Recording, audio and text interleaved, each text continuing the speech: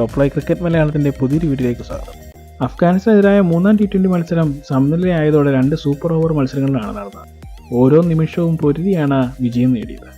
ആദ്യ സൂപ്പർ ഓവറിൽ 16 റൺസ് നേടിയതോടെയാണ് രണ്ടാം സൂപ്പർ ഓവറിലേക്ക് മത്സരം നീണ്ടത്. ഇവിടെയാണ് ക്യാപ്റ്റൻ്റെ മികവ് കണ്ടത്.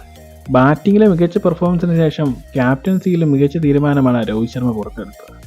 ആദ്യം എല്ലാവരും കരുതിയത് ആവേശിക്കാനായിരിക്കുമെന്നാണ്. കാരണം താരം വാമപ്പ് നടത്തുന്നുണ്ടായിരുന്നു. താരം ബോളിംഗ് തുടങ്ങാനായി തയ്യാറെടുക്കുകയും ചെയ്തു. എന്നാൽ പെട്ടെന്ന് തീരുമാനം മാറ്റി രവി ബിഷ്ണോയിയെ പന്ത് നൽകുകയായിരുന്നു.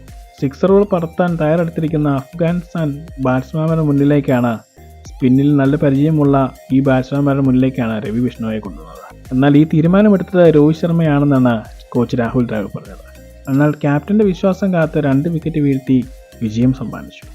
അഫ്ഗാനിസ്ഥാൻ ഇറക്കിയത് 2 വലങ്കയ്യൻ ബാറ്റ്സ്മാൻമാരായിരുന്നു, മുഹമ്മദ് നബിയും റഹ്മാനുള്ള ഗുർബാസും.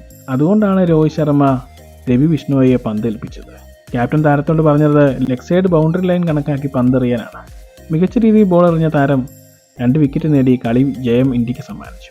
രോഹിത് ശർമ്മ എന്ന ക്യാപ്റ്റൻ്റെ മികവ് ഇന്ത്യ കാണാൻ കിടക്കുന്നതേയുള്ളൂ. ഇത്തരം ക്രിക്കറ്റ് വാർത്തകൾക്കായി ഈ ചാനൽ സബ്സ്ക്രൈബ് ചെയ്യുക.